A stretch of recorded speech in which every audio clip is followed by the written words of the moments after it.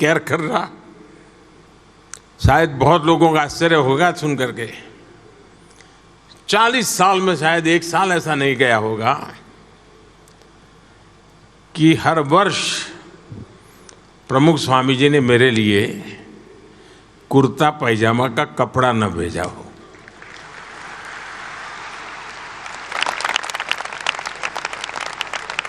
और ये मेरा सौभाग्य है। और हम जानते हैं बेटा कुछ भी बन जाए, कितना ही बड़ा बन जाए, लेकिन माँ बाप के लिए तो बच्चा ही होता है।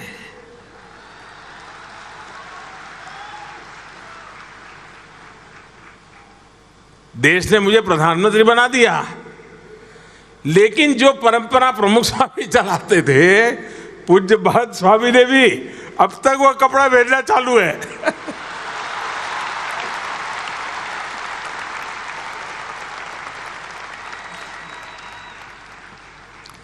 यानी ये अपनापन। और मैं नहीं मानता हूं कि ये संस्थागत पीआरशिप का काम है, नहीं। एक आध्यात्मिक नाता था, एक पिता पुत्र का स्नेह था, एक अटूट बंधन है। और आज भी वो जहां है होंगे, मेरे हर पल को वो नजर करते होंगे, देखते होंगे।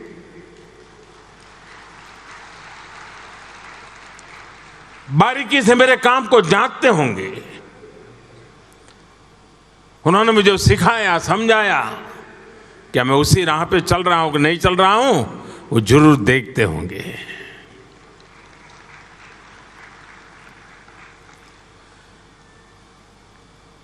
कच्छ में भूकंप, जब मैं वॉलंटियर के रूप में कच्छ में काम करता था, तब तो मेरा मुख्यमंत्री का कोई सवाल ही नहीं उठता था। लेकिन वहां सभी संत मुझे मिले तो सबसे पहले, भाई तुम्हारी खाने की क्या व्यवस्था है? मैंने कहा मैं तो अपने कार्यकर्ताओं के यहाँ पहुँच जाऊँगा। नहीं, बोले तुम कहीं पर भी जाओ, तुम्हारे लिए यहाँ भोजन रहेगा, रात को देर से आओगे तो भी खाना यहीं खाओ। यानी मैं जब तक भूज में काम करता रहा, मेरी खाने की चिंता प्रमुख स्वामी ने संतों को कह दिया होगा, दे पीछे पड़े रहते थे मेरे। यानी इतना स्नेह, इतना। और मैं ये सारी बातें कोई आध्यात्मिक बातें नहीं कर रहा हूं जी, मैं तो एक सहज सामान्य व्यवहार की बातें कर रहा हूं आप लोगों के साथ। जीवन के कठिन से कठिन पलों में शायद ही कोई ऐसा मौका होगा कि जब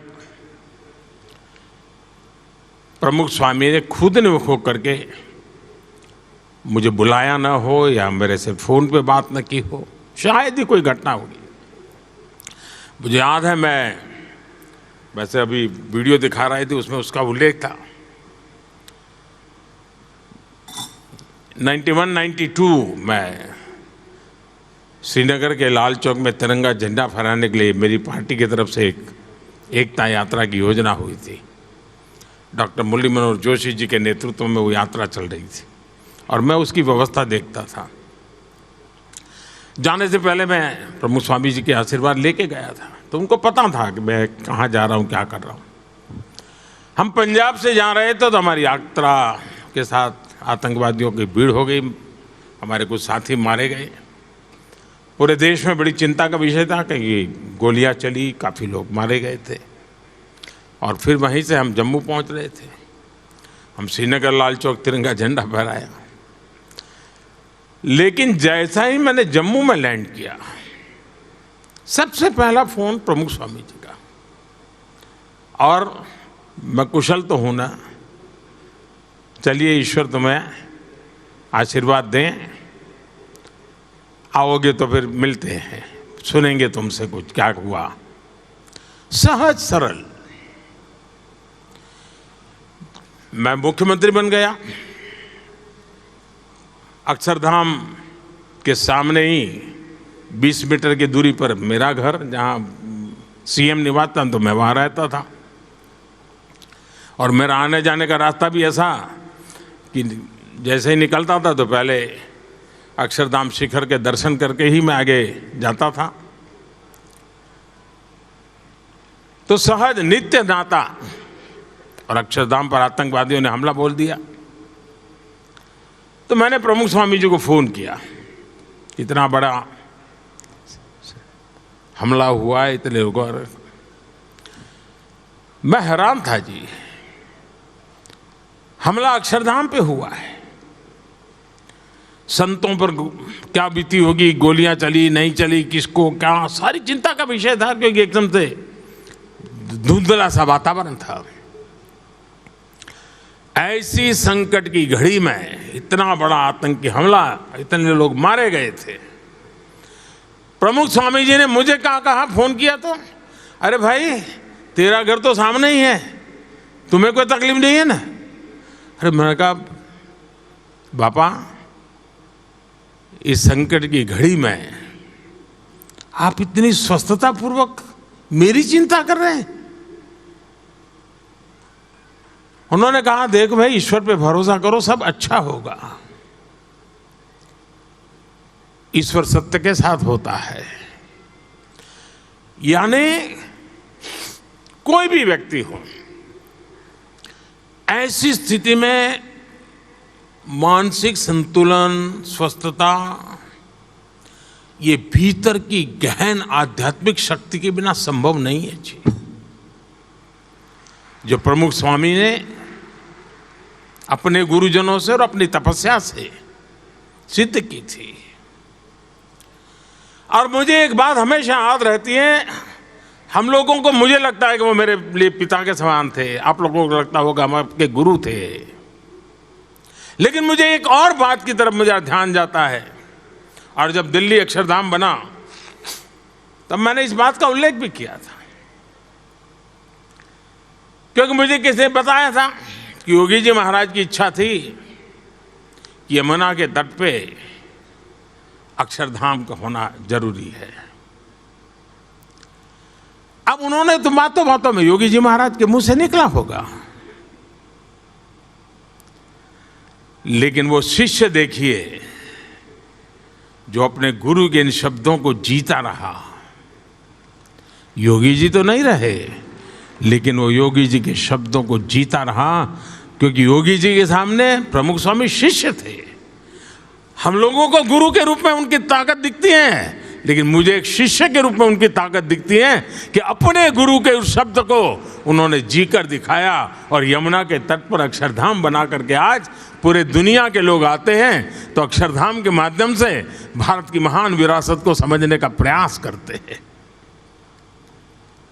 ये एक युग के लिए किया हुआ काम है, ये युग को प्रेरणा देने वाला काम है। आज विश्व में कहीं पर भी जाइए,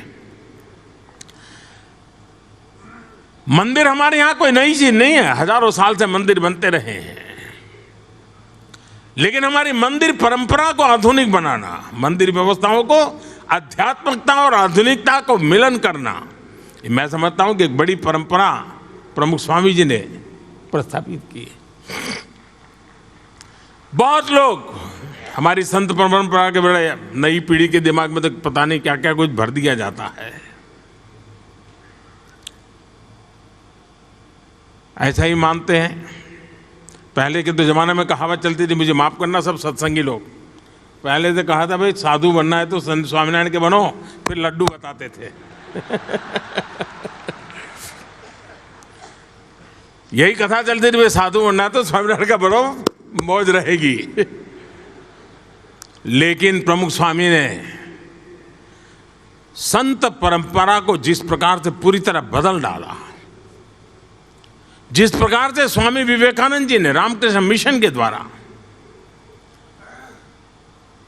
संन्यास्त जीवन को सेवा भाव के लिए एक बहुत बड़ा विस्तार दिया, प्रमुख स्वामी जी ने भी संत यानी सिर्फ स्व के कल्याण के लिए नहीं है, संत समाज के कल्याण के लिए हैं। और हर संत को उसलिए उन्होंने तैयार किया। यहाँ बैठे हुए हर संत किसी न किसी सामाजिक कार्य से निकल करके आए हैं, और आज भी कोई न कोई सामाजिक कार्य का काम उनके जिम्मा है। सिर्फ आशीर्वाद देना और तुमको मोक्ष मिल जाए ये नहीं है। जंगलों में जाते हैं, आदिवासियों के बीच में काम कर रहे हैं, एक प्राकृतिक आपदा हुई तो वॉलेंटियर के रूप में जीवन खपा देते हैं। और ये परंपरा खड़ी करने में पूज्य प्रमुख स्वामी महाराज का बहुत बड़ा योगदान है। वे जितना समय और शक्ति और प्रेरणा देते थे मंदिरों के माध्यम से विश्व में हमारी पहचान बने, उतना ही सामर्थ्य वे संतों के विकास के लिए करते थे। प्रमुख स्वामी जी चाहते तो गांधीनगर में रह सकते थे, अहमदाबाद में रह सकते थे, बड़े शहर में रह सकते थे, लेकिन उन्होंने ज़्यादातर सारंगपुर में अपना समय बिताना पसंद किया, यहाँ से 80-90 किलोमीटर दूर। और वहाँ क्या किया, उन्होंने संतों के लिए ट्रेनिंग इंस्टीट्यूट पे बल दिया। और मैं तो आज मुझे कोई भी अखाड़े के लोग मिलते हैं तो मैं उनको कहता हूँ कि आप 2 दिन के लिए सारंगपुर जाइए, संतों की ट्रेनिंग कैसी होनी चाहिए, हमारे महात्मा कैसे होने चाहिए, साधु महात्मा कैसे होने चाहिए, ये देख करके और जाते हैं, और वो जाते हैं देख करके आते हैं। यानी आधुनिकता, और उसमें लैंग्वेज भी सिखाते हैं, अंग्रेजी भाषा सिखाते हैं, संस्कृत भी सिखाते हैं, विज्ञान भी सिखाते हैं, हमारी स्पिरिचुअल परंपराओं भी सिखाई जाती है। यानी एक संपूर्ण प्रयास विकास कर करके समाज में संत भी ऐसा होना चाहिए जो सामर्थ्यवान होना चाहिए। सिर्फ त्यागी होना जरूरी, इतने से बात बनेगी, त्याग तो हो लेकिन समर्थ होना चाहिए। और उन्होंने पूरी संत परंपरा जो पैदा की है, जैसे उन्होंने अक्षरधाम मंदिरों के द्वारा विश्व में एक हमारी भारत की महान परंपरा को परिचित करवाने के लिए एक माध्यम बनाया है, वैसे उत्तम प्रकार की संत परंपरा का निर्माण में भी पूज्य प्रमुख स्वामी जी महाराज ने एक इंस्टीट्यूशनल मैकेनिज्म खड़ा किया है। वो व्यक्तिगत व्यवस्था के तहत नहीं, उन्होंने इंस्टीट्यूशनल मैकेनिज्म खड़ा किया है। इसलिए शताब्दियों तक व्यक्ति आएंगे जाएंगे, संत नए नए आएंगे, लेकिन ये व्यवस्था ऐसी बनी है कि एक नई परंपरा की पीढ़ियां बिनने वाली हैं। ये मैं अपनी आंखों के सामने देख रहा हूं।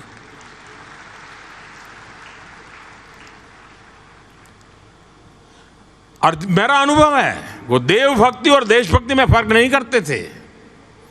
देव भक्ति के लिए जीते हैं आप, देशभक्ति के लिए जीते हैं, तो उनको लगता है मेरे लिए तो दोनों सत्संगी हुआ करते हैं। देवभक्ति के लिए जीने वाला भी सत्संगी है, देशभक्ति के लिए भी जीने वाला सत्संगी होता है।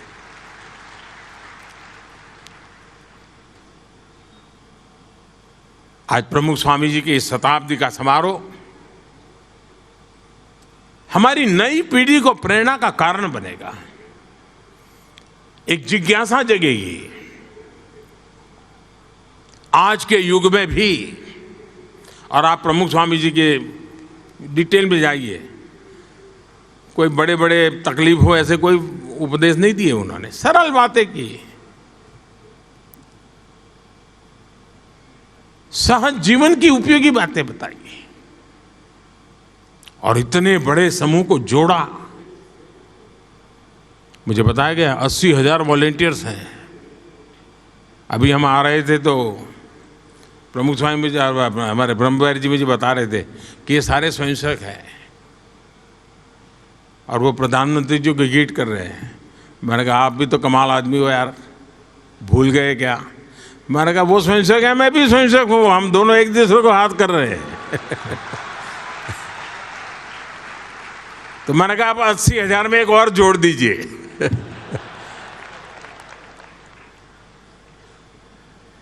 खैर बहुत कुछ कहने को है, पुरानी स्मृतियाँ इतनी आज मन को छू रही है, लेकिन मुझे हमेशा प्रमुख स्वामी की कमी महसूस होती रही है। और मैं कभी उनके पास कोई बड़ा ज्ञानार्थ कभी नहीं किया मैंने, ऐसे ही अच्छा लगता था, जाके बैठना अच्छा लगता था। जैसे पेड़ के नीचे बैठते, थके हुए हो, पेड़ के नीचे बैठते हो कितना अच्छा लगता है। अब पेड़ थोड़ा हमको भाषण देता है, मैं प्रमुख स्वामी के पास बैठता था, ऐसा ही लगता था जी, एक बट वृक्ष की छाया में बैठा हूँ, एक ज्ञान के भंडार के चरणों में बैठा हूँ। पता नहीं मैं इस चीज़ों को कभी लिख पाऊँगा कि नहीं लिख पाऊँगा, लेकिन मेरे अंतर्मन की जो यात्रा है, वो यात्रा का बंधन ऐसी संत परंपरा से रहा हुआ है, आध्यात्मिक परंपरा से रहा हुआ है। और उसमें पूज्य योगी जी महाराज, पूज्य प्रमुख स्वामी महाराज और आज पूज्य महंत स्वामी महाराज, बहुत बड़ा सौभाग्य है मेरा कि मुझे ऐसे सात्विक वातावरण में, तामसिक जगत के बीच में अपने आप को बचा करके काम करने का ताकत मिलती रहती है, लेकिन निरंतर प्रभाव मिलता रहता है। और इसी के कारण राजसी भी नहीं बनना है, तामसी भी नहीं बनना है, सात्विक बनते हुए चलते रहना है, चलते रहना है, चलते रहना है। आप सबको बहुत बहुत शुभकामनाएं। जय स्वामीनारायण।